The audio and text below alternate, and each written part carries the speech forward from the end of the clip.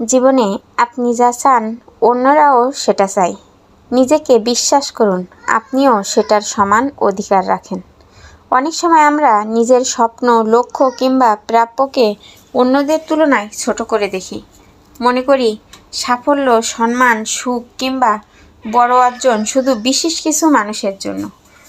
অথচ সত্য হলো, পৃথিবীতে যে মানুষগুলো আজ সফল তারাও একদিন সাধারণ অবস্থান থেকেই শুরু করেছিল। তাদের সবচেয়ে বড় শক্তি ছিল নিজেদের প্রতি অটুট বিশ্বাস। আপনি যদি কোনো লক্ষ্য অর্জন করতে চান, তাহলে প্রথমে বিশ্বাস করতে হবে যে আপনি সেটার যোগ্য। নিজের সক্ষমতাকে অবহেলা করার সুযোগ আপনার সামনে এসেও ধরা দেবে না।